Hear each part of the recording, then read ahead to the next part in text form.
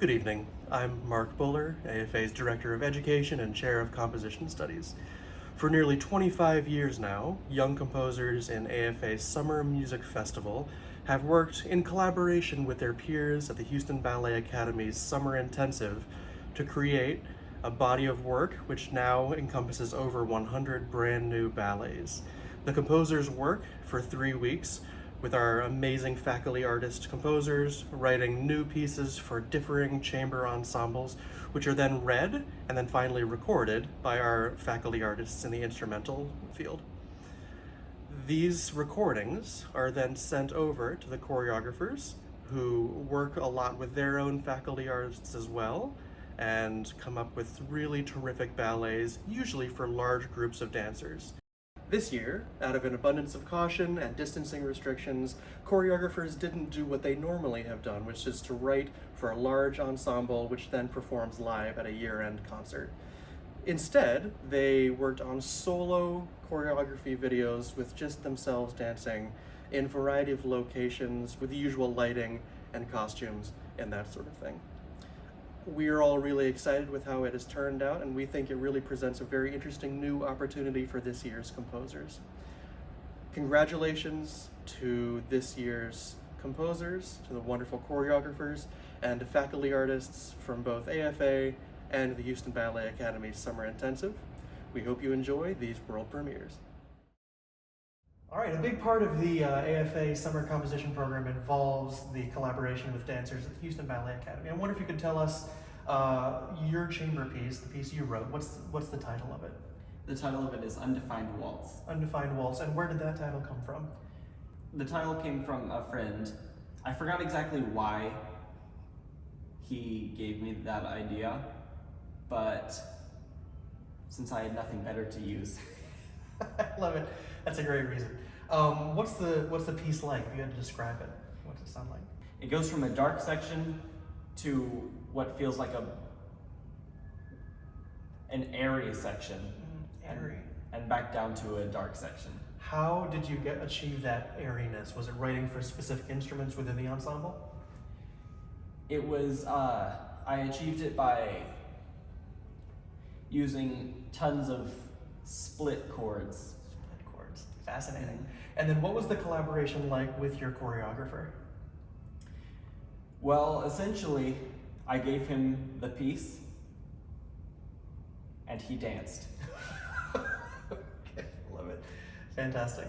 I know you're looking forward to seeing it as much as I am, so thanks for all your hard work with it this year.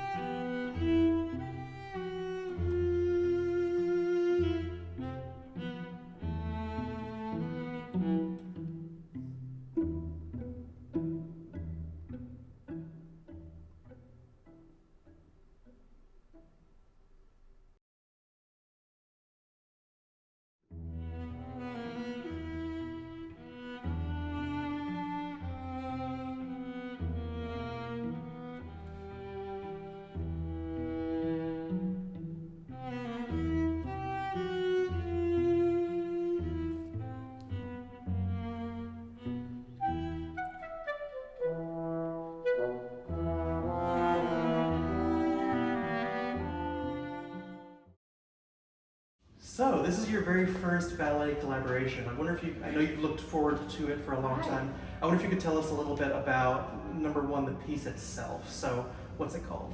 Okay, the name of it is Crescendo, meaning it actually had a very nice background, like when I was composing this piece. At first I didn't know what I was doing. I was looking for something that gets bigger, bigger, faster and faster, you know? And then I just suddenly start composing from a point of view of a man that is scared of growing.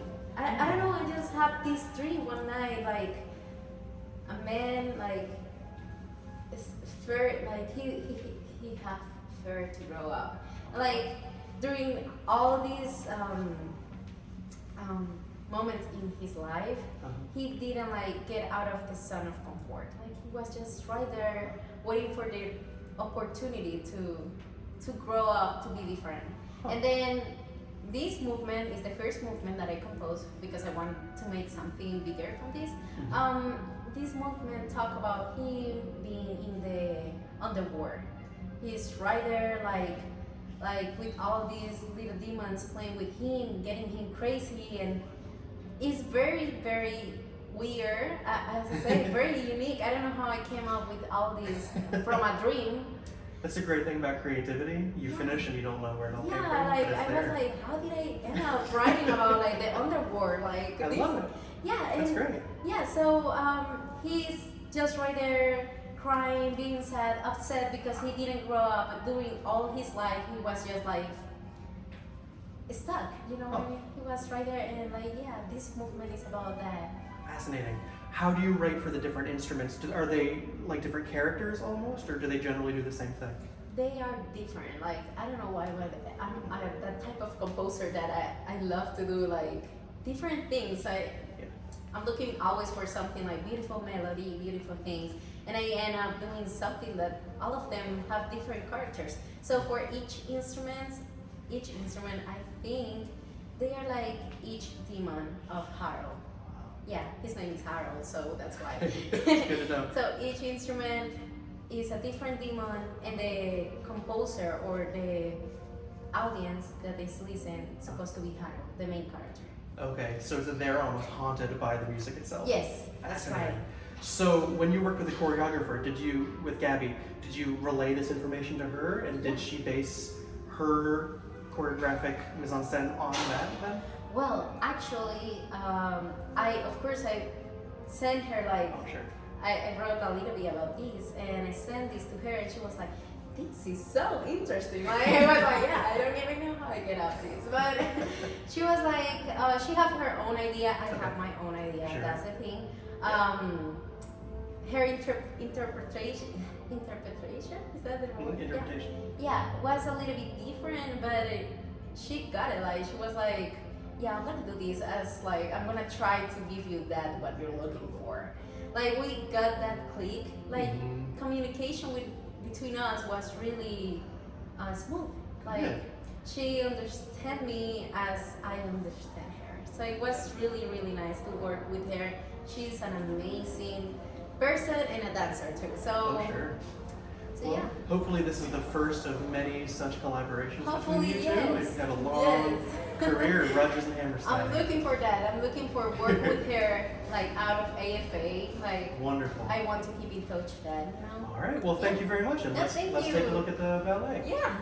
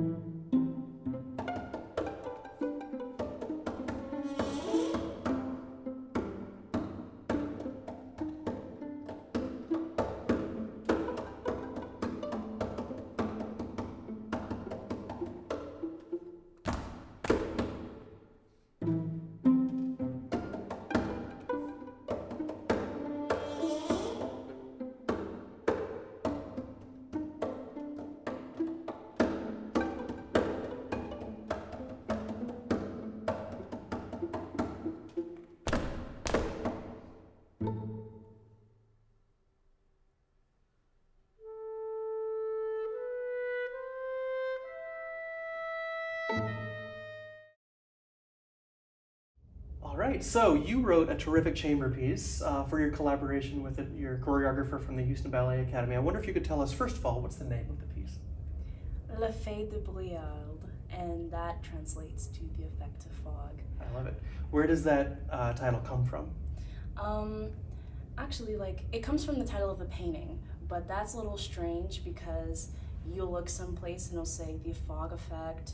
Oh. It will just like give the location of where it was painted. It's not necessarily like, I don't know, it's different. But I was like, okay, I'll take the effect of fog because that makes sense. But yeah. So how then did you turn this painting into a chamber piece, into music? Well, I have something called synesthesia, and it's where I can basically like see music. And my process of writing the piece basically was, what does this image sound like? So by seeing music, you mean you see colors when you hear a piece in a certain key or certain musical elements, yes, like that? And so for this piece, of course, the painting itself is kind of this foggy blue-gray color. And so when you listen to the piece that you've written, you see that color, basically? Yes. That's fascinating. As the piece goes along and we hear different chords and things, do you see, is it all like static or is it like rolling like fog and clouds are? I think it's like rolling. And if you look at the picture, there is like a boat in the distance, and I would focus in on little things that, I could hear. Mm-hmm. And the boat, I dedicated one part to the man on the boat, and I was really interested in that. But I'm really interested in like the movement of the painting, even though it's pretty static. Yeah. It does have like a lot of movement going on, and I wanted to like do my best to, make it into music. So we almost hear this three-dimensional version of the painting then in your piece. Yes. Fascinating. What was it like working with a choreographer? Did you guys go back and forth a lot, or what was the dialogue like? I wish we would have talked more, unfortunately, but it was very like exciting to share a vision with someone else and to talk to them and come up with new things based off of their critiques. And I wasn't excited about it at first because of like the compromise aspect is like very like daunting. Like you make something and you're in love with it, but the person's like, I don't think that works the best. I was a little nervous about that at first, but yeah, when it came to it, it was actually like you agree with them about what you should take out and what you should keep in, and so we did not clash at all. And I think like I would definitely do this again. very good. Well, I hope you do write for dance more in the future. Let's take a listen to the piece.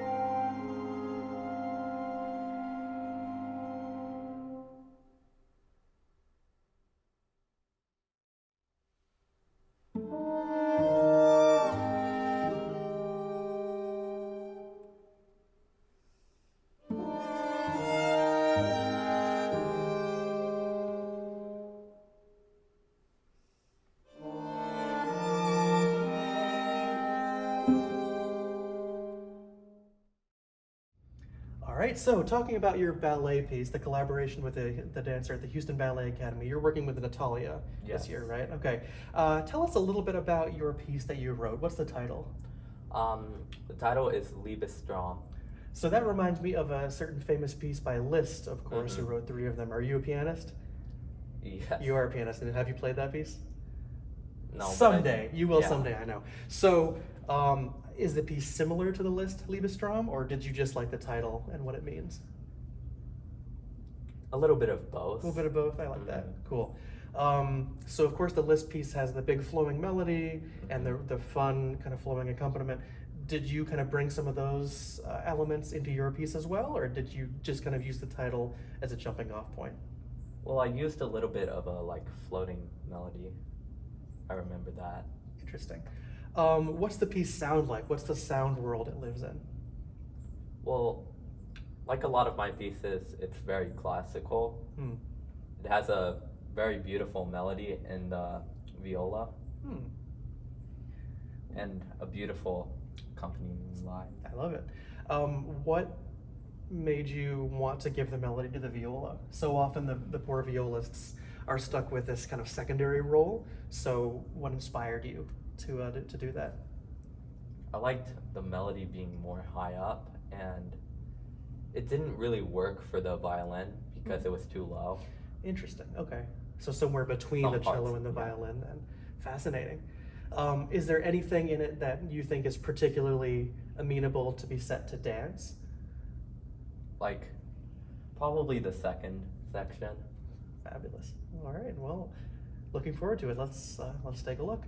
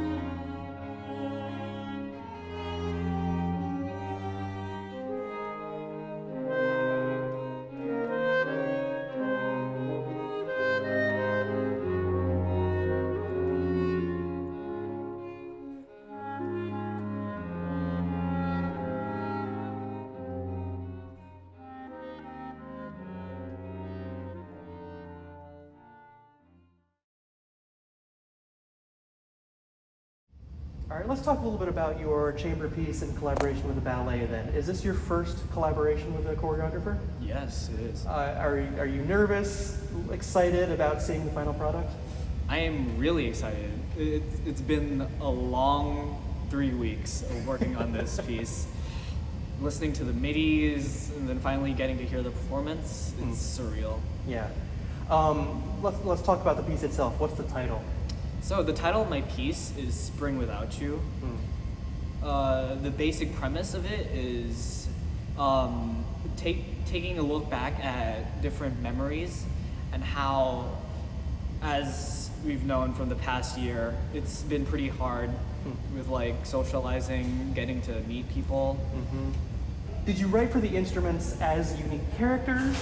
Like, is the clarinet a very different character musically from the horn, for instance, or are they all kind of generally equal?